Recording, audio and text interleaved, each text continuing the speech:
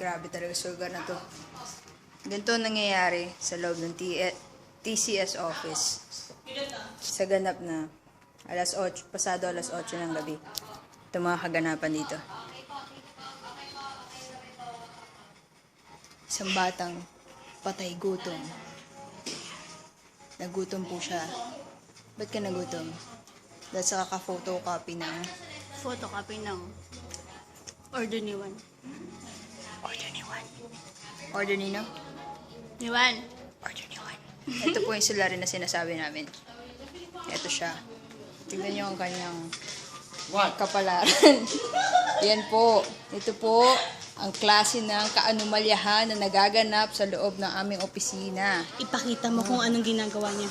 Ano bang ginagawa niya? Ano yan? Ano yan? Naiista siya. Ano yan? Nakaka-stress ba yan? Nasaan na ba? Ayan o. Ayaw nga no. Akala ko kasi Ipakita mo yung pagkakamot niya ng ulo.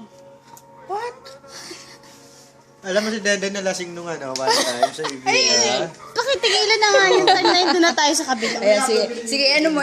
I-guide mo. Mga, Maghawak. mga kababayan. Doon tayo. Sa kabilang side. Ito na. Ito na. Ito ang kampo ni. BDO. Ito po. to video team. Ayan po ang aming mga future teller ng BDO. sa kakasagot sa araw-araw na ginawa na Diyos na puro sila sagot sa Sabihin ako, sa phone. O sige, ano yan? hi, good evening. This video, how may I help you? Go. Okay, ikaw naman, your piece. You wanna eat? You wanna Ganun ba maging, yun yung requirement para maging teller? Kailangan magaling ka kumain ng beef. Kailangan wala kang tinga. Ang puro Skill puro daw. ginagawa namin dito kapag kausap namin yung video. Ma'am, pasensya na po. Yun lang. Sample. Kring, kring, kring, kring. Sagot phone. Hello?